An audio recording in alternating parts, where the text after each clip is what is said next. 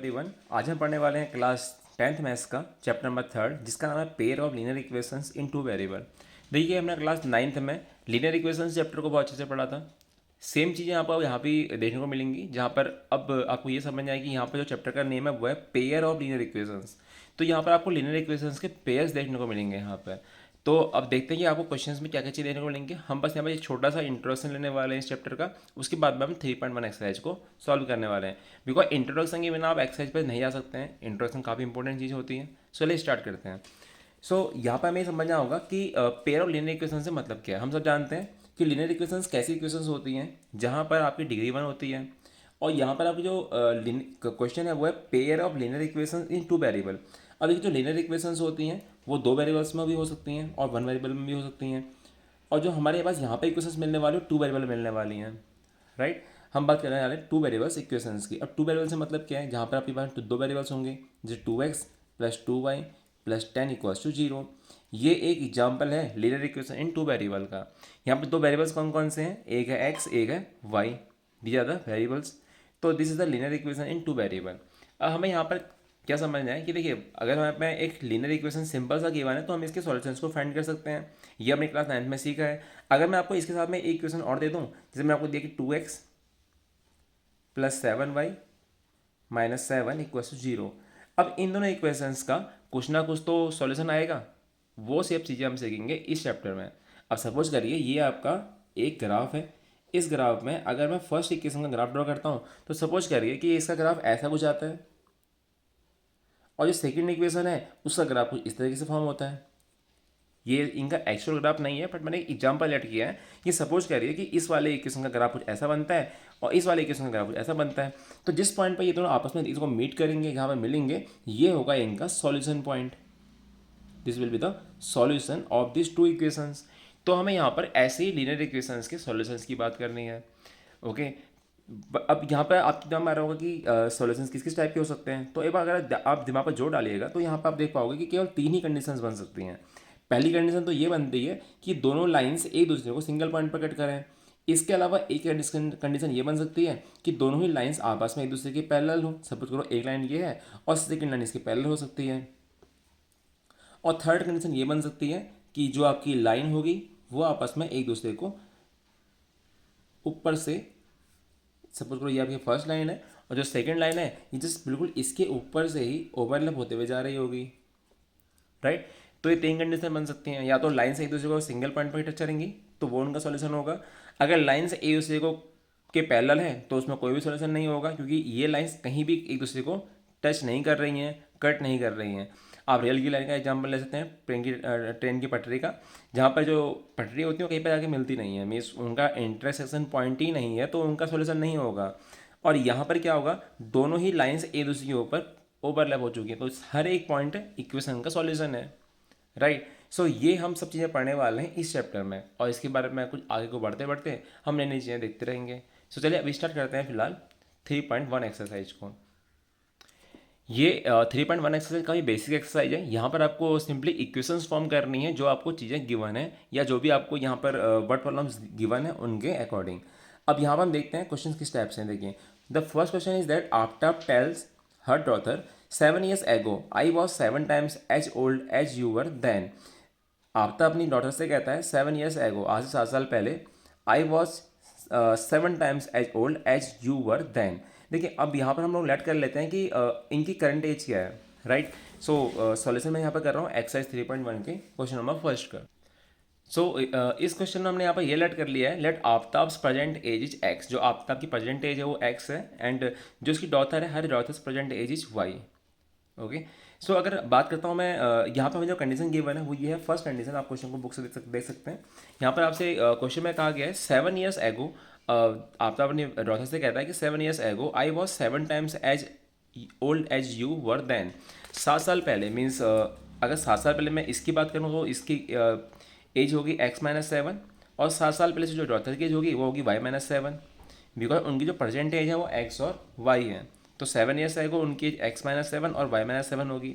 Therefore मैं यहाँ पर से अगर कंडीशन को अप्लाई करूँ तो आफ्ताब अपनी डॉटर से कहता है कि 7 years ago I was, means जो आफ्ताब की एज है, Aftab is 7 times as old as her daughter, वो उसकी डॉटर के 7 टाइम्स के इक्वल था।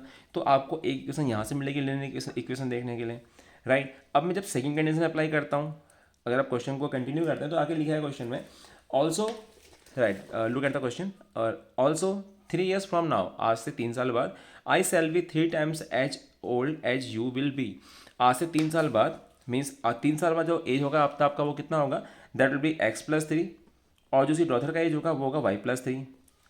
अब जो यहाँ पर कंडीशन गिवन है वो ये है कि आज से 3 साल बाद, after 3 years, I shall be 3 times as old as you will be, right. इसने यह कहा कि जो मेरा एज होगा, माई एज मीन्स आज से 3 साल बाद, 3 years from now, I will be, जो इसकी एज होगी वो क्या होगा, 3 times as old as you will be. जो आपकी एज होगी वो उससे, मतलब अपनी डॉटर से कहता है कि जो आपकी एज होगी मैं उससे 3 times ज़्यादा होऊंगा, तो 3 times ज़्यादा मीन्स इसकी एज का ये हो जाएगा। अगर मैं यहाँ से दोनों इक्वेशंस को सॉल्व करता हूँ तो मैं यहाँ से इक्वेशंस को फाइंड करके आंसर फाइंड करता हूँ, एक्स और वाई की वैल्यू का कर सकता हूँ। बट यहाँ पर क्वेश्चन में केवल आपसे ये कहा, represent this situation algebraically and graphically. अब आपको इस वाली सिचुएशन को एल्जेब्रिकली भी शो करना है और ग्राफिकली भी शो करना है। आप क्या करेंगे यहाँ पर, पहले इक्वेशन को सॉल्व करेंगे। अगर मैं इस वाली इक्वेशन को सॉल्व करता हूँ, फर्स्ट इक्वेशन को, तो ये क्या बनती है, x-7 equals to 7y-49, right. सबको वैल्यू को आप लेफ्ट साइड लिखिए तो जगह x-7y-7 प्लस 49 इक्वल्स टू 0, या मैं कह सकता हूँ x-7y प्लस 42 इक्वल्स टू 0। ये मिलता है मुझे फर्स्ट इक्वेशन। सेकेंड इक्वेशन को मैं यहाँ से फाइंड कर सकता हूँ, यहाँ मैं सॉल्व करूँगा अगर इस इक्वेशन को, तो मुझे मिल जाएगा x+3 equals to 3y plus 9। अगर मैं सारी वैल्यू को लेफ्ट साइड लेके जाता हूँ तो ये हो जाएगा x-3 माइनस 3y माइनस 9, तो it will be equals to x-3y minus 12 equals to 0, right. So हमें यहाँ पर से लीनियर इक्वेशंस का पेयर मिल चुका है। अब ग्राफिकली सॉल्व कैसे करना है इसको, आपने क्लास 9th में ग्राफ्स बनाने सीखे थे। आपको इक्वेशंस का ग्राफ बना के चेक करना है यहाँ पर इन क्वेश्चंस में। तो ग्राफ के लिए मैं आपको एक क्वेश्चन का एग्जांपल बता दूंगा और बाकी 2 क्वेश्चंस को आप खुद से करेंगे। सो यहाँ पर हम ग्राफ ड्रॉ करने वाले हैं इन इक्वेशंस का। तो जो हमारा फर्स्ट इक्वेशन हमें यहाँ से मिला था वो था x-7y प्लस 42 इक्वल टू 0, और जो सेकंड इक्वेशन था वो था x-3y माइनस 12 इक्वल टू 0। हमने क्लास 9th में सीखा था कि इनके ग्राफ्स को कैसे ड्रॉ करते हैं। हम एक पॉइंट मतलब x या y में से किसी एक वैल्यू पुट करेंगे, हमें नेक्स्ट वैल्यू मिल जाता था। यहाँ पर मैंने x जब 0 पुट किया तो मुझे y मिला 46, सॉरी, राइट। और जब मैंने x को -14 पुट किया तो मुझे y मिला 4, आप देख सकते हैं यहाँ पर। इसी तरीके से जब मैंने इस वाली इक्वेशन में x के प्लेस पर 0 पुट किया तो मुझे y मिलता है -4, और जब मैंने y को 0 पुट किया तो मुझे मिलता है x इक्वल टू 12। अब मैं इनका बॉक्स बना के सॉल्व यहाँ पर शो करता हूँ इस तरीके से कुछ x और y की वैल्यूज को। यहाँ पर जब x का वैल्यू 0 था तो y था 6, जब x का वैल्यू -14 था तो y था 4। इसी तरीके से इस वाले इक्वेशन के लिए जब x का वैल्यू 0 था तो y था -4, और जब y का वैल्यू 0 था तो x था 12। अब मैं इन पॉइंट्स को लेके इस वाली इन इक्वेशन का ग्राफ ड्रॉ कर सकता हूँ। करना क्या होगा, सिंपली आपको अपना ग्राफ पेपर में आपको पॉइंट्स लिखने होंगे। अब मैं यहाँ पर पॉइंट्स को 5 की गैप में लेने वाला हूँ क्योंकि मेरे पास जो वैल्यू है वो थोड़ा सा बड़ी वैल्यू है और मुझे कम में शो करना है। तो मैं यहाँ पर 5 पॉइंट्स का, या चलिए मैं 4 पॉइंट्स का यहाँ पर गैप ले लेता हूँ। सो यहाँ पर कुछ ऐसा आएगा 4, 8, 12, 16, आई थिंक सफिशेंट है इतना। सिमिलरली -4, -8, -12 एंड -16, कुछ इस तरह से ऊपर को लेके जाएंगे। 4, 12, 16, सेम अगर मैं डाउन साइड आता हूँ तो यहाँ मुझे मिलेगा -4, -8, -12 एंड -16। अब देखिए ग्राफ ड्रॉ करते हैं इनका। अगर x का वैल्यू 0 है तो मुझे y मिलता है 6, तो देखिए x0 मीन्स ये पॉइंट, और y equal to 6, y equal to 6 कहाँ पर आएगा, जस्ट अबव द 4। तो 4 के ऊपर यहाँ पे मिल जाएगा 0,6, तो ये कौन सा पॉइंट है, 0,6 पॉइंट है। This is the point 0,6। जो नेक्स्ट पॉइंट है वो है -14 और 4, मीन्स x का वैल्यू है -14 और y का वैल्यू है +4। देखिए x में -14 जाना है मुझे, this is the x axis, right. तो x में -14 पॉइंट ये है और y में जो 4 है वो ये पॉइंट है, तो मेरा पॉइंट यहाँ मिलता है मुझे, this is the point, okay. अगर मैं इन दोनों पॉइंट्स को ज्वाइन करूँगा, इस वाले पॉइंट को और इस वाले पॉइंट को, मुझे यहाँ से लाइन मिलेगी कुछ इस तरीके से। आप इस लाइन को अगर स्केल से ड्रॉ करोगे तो आपको बिल्कुल लीनियर लाइन मिलेगी, राइट। इस तरीके से सेकंड वाले इक्वेशंस के पॉइंट को देखते हैं। यहाँ मिलता है x equal to 0, y equal to -4। जब x 0 था तो y -4 था, तो फर्स्ट पॉइंट मिलता है आपको ये वाला point. And the second point x equal to 12 and y equal to 0। x का जब 12 था तो y 0 था, the second point will be this one. अगर मैं दोनों ही पॉइंट्स को ज्वाइन करता हूँ तो ये भी कहीं ना कहीं जाके मीट करेंगे दूसरे को इस तरीके से। अब जिस पॉइंट में जाके तो उसको मीट करेंगे, this will be the solution. आपको इस क्वेश्चन में अपने आंसर्स को ग्राफिकली भी शो करना था, तो अपने आंसर को ग्राफिकली को इस तरीके से शो कर सकते हैं। So that will be the solution for the question number first. अब हम बढ़ते हैं क्वेश्चन नंबर सेकंड और क्वेश्चन नंबर थर्ड के लिए। इन क्वेश्चंस में हम ज्योमेट्रिकली अपने ग्राफ्स को बनाने वाले नहीं हैं, इन ग्राफ्स को आप ऑटोमेटिक खुद ही बनाएंगे। बस मैं आपको इन का इक्वेशंस कैसे जनरेट करना है वो आपको सिखाऊंगा। चलिए बढ़ते हैं क्वेश्चन नंबर सेकंड के लिए। सो देखते हैं क्वेश्चन नंबर सेकंड को। Question is that a coach of a cricket team buy 3 bat and 6 ball in that much rupee. और ऐसे ही कहा गया कि and he buy another and she buy another bat, means उसने एक बैट और लिया, and 3 more balls of the same kind for 1300 rupee. Right, represent this condition algebraically and graphically. तो देखिए मैं यहाँ पर लेट कर लेता हूँ, जो कॉस्ट है एक बैट का वो x है और जो एक बॉल का कॉस्ट है वो y है। जो कोच ने केस 1 देखिए, यहाँ पर फर्स्ट केस क्या होगा, फर्स्ट टाइम जब कोच ने बाई किया था तो उसने कितने बैट बाई किए, 3 बैट।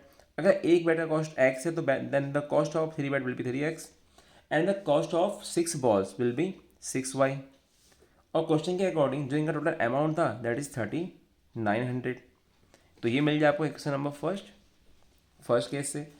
अब केस सेकंड से आपको सेकंड इक्वेशन मिल जाएगा। यहाँ से सेकंड इक्वेशन जो मिलेगा आपको उसमें क्या क्या करेंगे, क्वेश्चन में सेकंड कंडीशन कही गई है later she buy another bat, उसने एक बैट और लिया, means the cost of 1 bat is x, तो यहाँ पर होगा कॉस्ट x रुपी 1 बैट का।